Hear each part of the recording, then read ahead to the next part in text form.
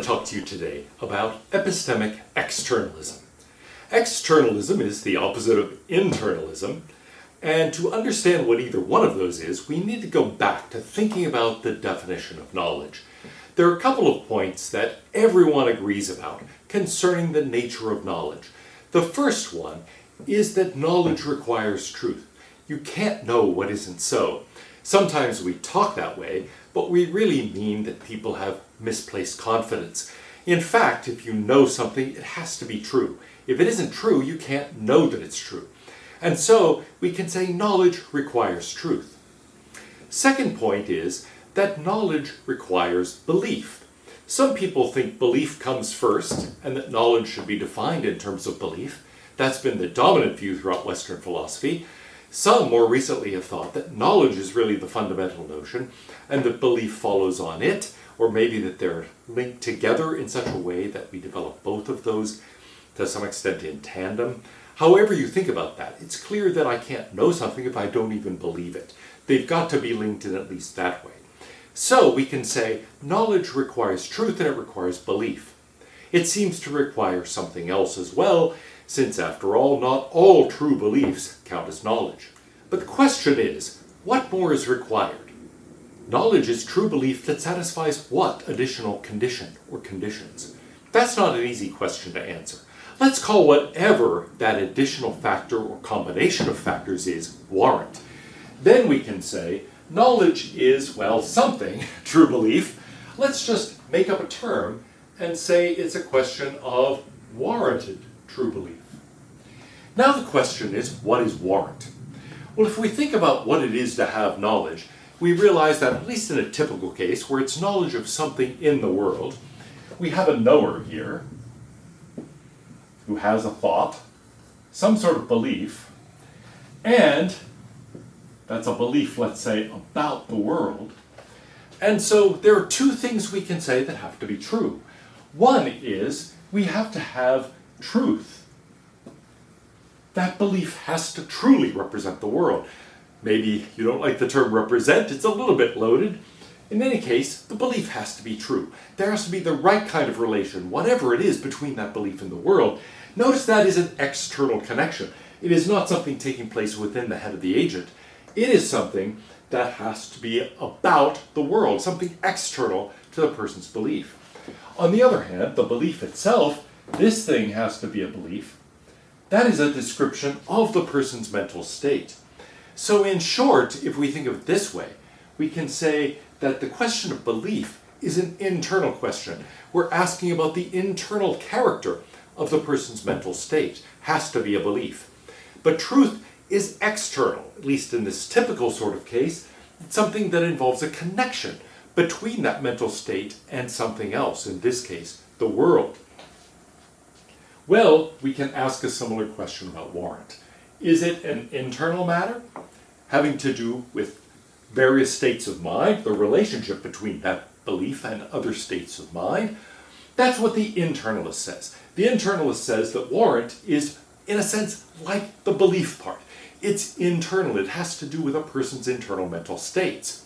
Now, since we've already characterized the kind of state this is, it's a belief, warrant is almost always understood in terms of a relationship, then, between that belief and other beliefs, other mental states. Or is it something that involves, like truth, something external to the person's mental state? If warrant is external, at least partially, maybe it involves both, but in any case, if it involves something external, some other kind of connection to the world, some link other than truth, then you're an externalist. So, the question is really, is warrant a matter of an internal relation to other mental states, or is it a question of, at least in part, external relation, actually in both cases, maybe plural, to something outside, something external to the knower's mental state? In any case, the externalist says warrant is like that. It is, at least in part, a matter of external relations to something outside. Now, what kind of thing could that be? Well, externalist accounts take many, many different forms. I'll talk about a few of them today, but the basic idea, typically, is that we think about what other kind of relation to the world might be relevant. There are a number of different ways in which we might account for a relationship between a person's mental state, a person's belief, and then something going on in the world. There has to be truth. There's that kind of relation to the world. What other kinds of relations might be relevant?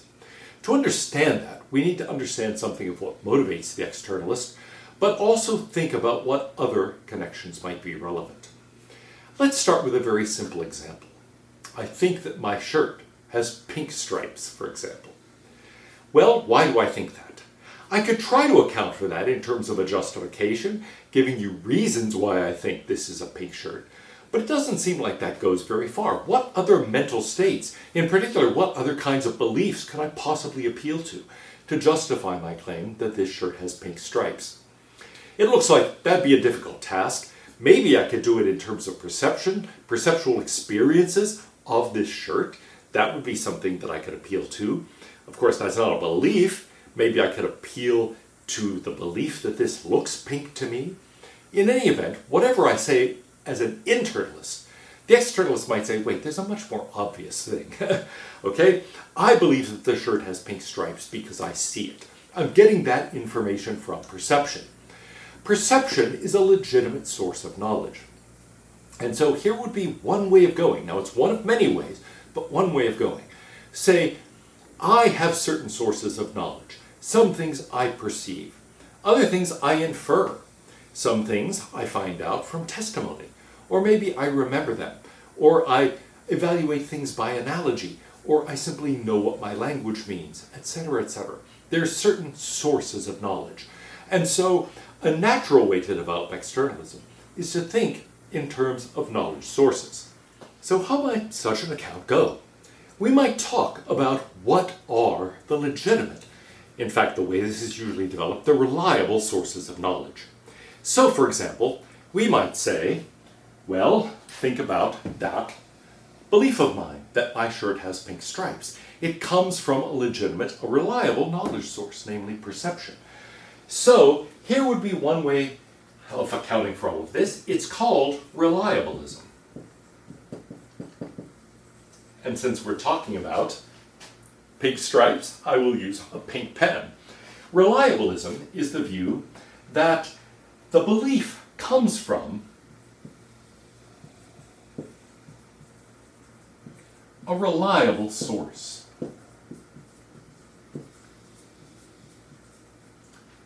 Through a reliable process of gaining knowledge, of gaining information. So what are those reliable sources? Well, one of them surely is perception. Perception isn't infallible, as the argument from illusion for skepticism reminds us, but it is highly reliable. Usually perception is giving us accurate information. I see pink stripes on the shirt, it does have pink stripes. I perceive the writing on the blackboard as black and pink, it is black and pink. I perceive there is being writing on the board, there is writing on the board, and so on. The earliest externalist account of knowledge I'm aware of is in the Nyaya Sutra. It develops a theory that is externalist and reliabilist in this sort of way. It says there are certain reliable knowledge sources called pramanas. So what are the pramanas? Well, the first one is perception. Here is one of the sutras from the Nyaya Sutra, Sutra 4. Perception is the cognition resulting from sense-object contact, and which is not due to words, invariably related to the object, and is of a definite character. The Nyaya Sutra is here telling us that it's not enough for something simply to be related to perception. It has to be derived from perception, and derived from perception in the right way. So, for example, I perceive that the shirt has pink stripes, and that's something that is legitimate. It is something that is not due to words. It is something invariably related to the object, and it's of a definite character. Well, perception isn't the only knowledge source, according to the Nyaya Sutra. There are others.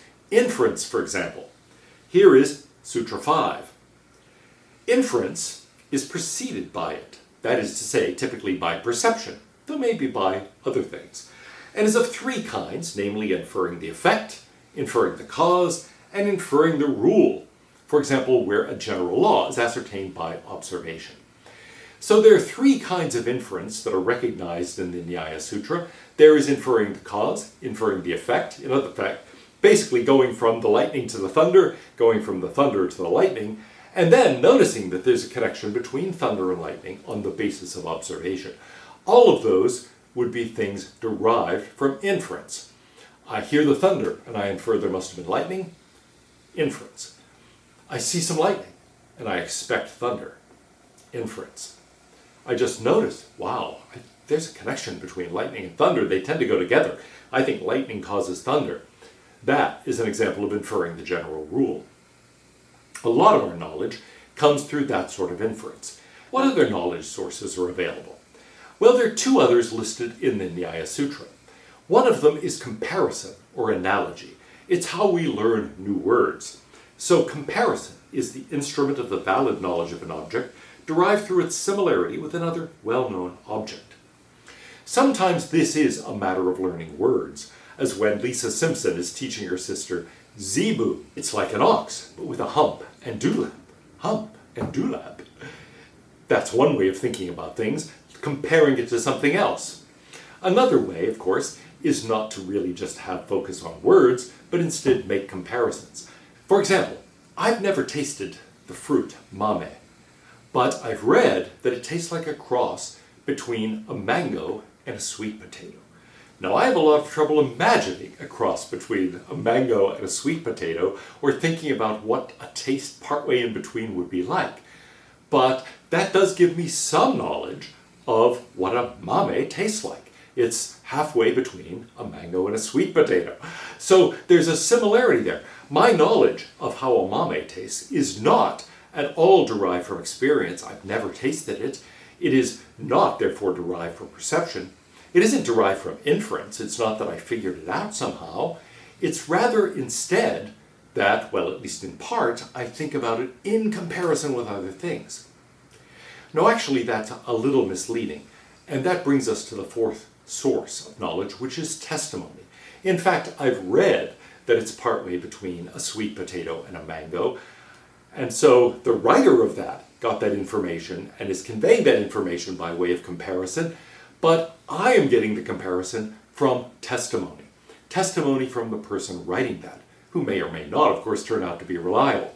So the sutra says this: verbal testimony, another of the legitimate sources of knowledge, is the communication from a trustworthy person. Well, we have to have then the person being themselves reliable, themselves being trustworthy. There are other conditions too that are spelled out in more detail in the commentary on the sutra. So, for example, the person has to be intending to actually convey the information to you. They can't be simply making up a story, for example, or doing something else, trying to mislead you, say. That would be not a legitimate source, even if the person is generally reliable. So it has to be a generally reliable person trying to convey accurate information to you. Well, that idea of reliabilism, that it's a question of coming from a reliable source, not only perception, but also inference, analogy or comparison, testimony, and maybe others. I've mentioned memory as a possibility. That might be one. There might be other sources of knowledge which would be legitimate and reliable. But however that is, the whole idea of reliabilism is that it's a question not of the relation the belief has to the world now, but the way in which it arose, its history. How did we get it? Did it come from perception? Did it come from another person's testimony? Did it come from comparing objects in the world? Was it a question of inferring it from something else? Notice some of those sources are internal, like inference. That's a matter of relations to other beliefs. But some of them, like perception or testimony, are really not. That has to do with the outside source. Well, this is one way of developing the idea. And it's a way that is not only common, in fact, the traditional way of understanding knowledge in Indian philosophy, but also it's a way developed by a number of 20th century philosophers in Britain and the United States. F.P. Ramsey, for example, or Alvin Goldman at certain points, advocated this kind of reliabilist theory of knowledge. Ramsey, for example, defined warrant as a matter of being derived from a reliable process. But that isn't the only way of actually developing an externalist account. Here's another way. Peter Unger characterized warrant as it being not accidental that your belief is true. When you think about cases of true belief that don't count as knowledge, they're typically accidental. So, for example, you might think, the judge, to take Plato's example in the Republic, the judge who is biased against the defendant and thinks he's guilty because of the bias gets lucky in a sense that his belief is true, in this case because the defendant really is guilty. He doesn't believe the defendant's guilty because of any actual evidence. He believes it on the wrong basis, but in effect gets lucky and it matches the world anyhow. That kind of thing can happen. And so we could say, all right, we rule out cases like that. We want the belief to be true non-accidentally. That, notice, doesn't have anything to do with reliability directly. It doesn't have anything to do with sources. It has to do with the connection of truth here being non-accidental, being something that really, what's the opposite of accidental? It's something that didn't happen by chance. There really is a connection that makes it true, of the right kind. But it's hard to characterize this in more positive terms. The whole point is that warrant is a matter of, it is a belief that's true non-accidentally. That would be another externalist account. There are many other approaches. Alvin Goldman, for example, said this: the fact that your belief expresses is the cause of your belief. So in short, I have a belief that's true about the world, and it's that very fact in the world that causes me to believe that. So I believe that the shirt has pink stripes, and it's the fact that it does have pink stripes that causes me to believe it. Now notice, that would be a way of saying, well, it's not accidental. It's caused by the very fact in the world that it's about. This doesn't really have directly to do with the source. I don't have to think about memory or perception or testimony or any of that. It's a question of a causal relationship, an appropriate causal relationship between the thing my belief is about and the belief itself. There are other strategies. Freretetsky, for example, characterized warrant in this way. You have the belief for reasons that wouldn't obtain unless that belief were true. So in other words, you believe it for reasons that are really tied to the truth of the belief in the right way. Now this is interesting because it's in a sense internal and in a sense external. It makes it an externalist account because of that external component.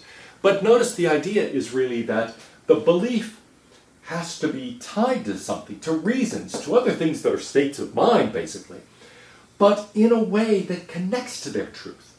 And so there's a sense in which you might say there is this internal connection of the belief to various reasons, presumably other beliefs, but those reasons connect to the world and to the truth of that belief in the right kind of way. So there's an internal as well as an external component to this. Robert Nozick has this sort of account. If it weren't true, you wouldn't believe it. Now notice our judge fails that test. Because of the bias, the judge thinks the defendant is guilty, whether the defendant is or not, would think the defendant were guilty even if he were innocent. And so that's a case that fails this. Nozick also requires that if it were true, you would believe it. Of course, in this case, you might say, look, you do believe it, and it is true, so how does that function exactly? The whole point, in a way, is that it's not just that that happens to be the case. There really is a connection between the two. Ernest Sosa says something very much like that condition. If you were to believe it, it wouldn't easily turn out to be false. There is, again, a connection between your belief and the truth of that belief, which is such that, look, you believe it only if it's true. And it's not an accidental kind of thing. There really is a link between your believing it and the fact that it's true. If we want to summarize some of these approaches in our diagram, we can put it this way. The reliabilist says it's a question of that belief arising from the right kinds of sources. arising maybe from other knowers, or arising from the world by way of perception, etc., or arising from other beliefs by way of inference, in the right sort of way. And so there are those kinds of sources of knowledge that are legitimate, they are reliable, and the belief comes about in the right way. The other sorts of approaches differ, but they all have the same kind of feature. There has to be a connection between belief and truth of the right way. So, in other words, the state of mind has to be a belief, it has to have the right character internally, it has to be true about the world, so it has to have that character of truth externally. But then, the fact of the belief and its truth have to be connected in the right kind of way. And so these are all reliabilist thoughts. There's a reliable source of knowledge. This one is still externalist, but it's a different kind of thing.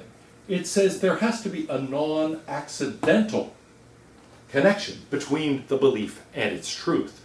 Or if we want to think in terms of the fact in the world, then we can say it's a question of the connection, not only between the truth and the fact, but between the belief and the fact. Whether we do that in terms of a counterfactual, something like, look, if it weren't true, you wouldn't believe it, or the very fact causes you to believe it, or whenever you believe it, it wouldn't easily turn out to be false, not to be a fact. The whole point is there is some kind of important connection here, causal or otherwise, that prevents the truth of the belief from being merely accidental. Now notice what is missing from the externalist account. We haven't talked about justification at all. Justification is at the heart of the internalist account. But the externalist says, look, justification is really, at least on most analyses here, pretty irrelevant. We could think you have to have a justification, you have to have reasons, and then those reasons have to connect in the right way. That is one of the views we've considered. But most externalist views leave that part out. The reasons, the justifications, may be there, that may be one of the legitimate sources, they don't really have to be there. It's another kind of connection to the world that's really relevant. That implies that we might be able to, on most of those accounts anyway, have knowledge without having a justification. What kind of knowledge would that be? How could I have knowledge without any justification at all? Actually, the belief that my shirt has pink stripes might be a good example. What's my justification for that? You might say, well, look at it. Okay, it's just perception. Now, if we're internalists of a certain stripe, we'd say, aha, there's a justification in terms of perception. There's a perceptual experience that serves as the justifier there. That's a view I've described as direct realism. Or we could think it's a belief that this looks pink to you. But there's another way of approaching it, to just say, look, I see it. Okay? It is the perceptual experience itself.